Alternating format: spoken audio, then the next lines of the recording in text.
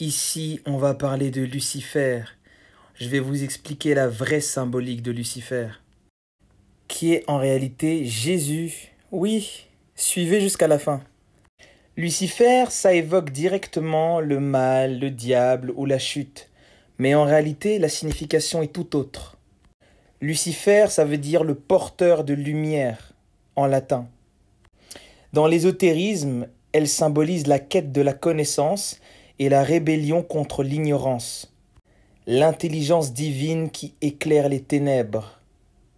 Les anciens y voyaient Lucifer pas comme un ennemi, mais plutôt comme une force d'évolution, celle qui pousse l'homme à se libérer des dogmes pour chercher sa propre vérité, la vérité qui est intérieure. Le détournement de ce symbole, ça a commencé bien évidemment avec les églises médiévales, qui ont commencé à assimiler Lucifer à Satan, transformant alors le porteur de lumière en prince des ténèbres. En réalité, c'est comme dans les églises actuelles, quand vous posez trop de questions, on vous dit que vous êtes des diables, on vous dit que vous êtes des satans. C'était un moyen de condamner la quête de savoir et d'autonomie spirituelle. C'est la même chose.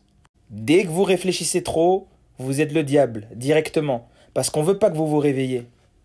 En diabolisant donc Lucifer, on vous empêche d'atteindre votre connaissance intérieure, et vous restez donc des moutons qui suivent la masse. Blavatsky disait « Lucifer est la lumière divine et terrestre, l'esprit du progrès et de la civilisation, l'ombre de Dieu. » Et sachez donc que Lucifer, en réalité, c'est Jésus, le porteur de lumière.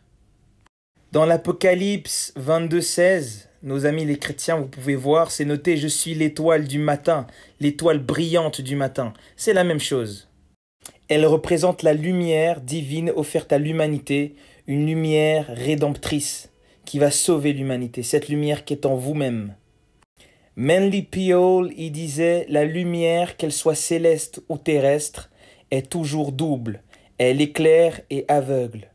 Il est essentiel dans votre vie de savoir quelle lumière vous guide. Est-ce que c'est une lumière qui élève votre ego, votre personnalité, votre moi inférieur, ou la lumière qui élève votre divinité intérieure, donc votre moi supérieur?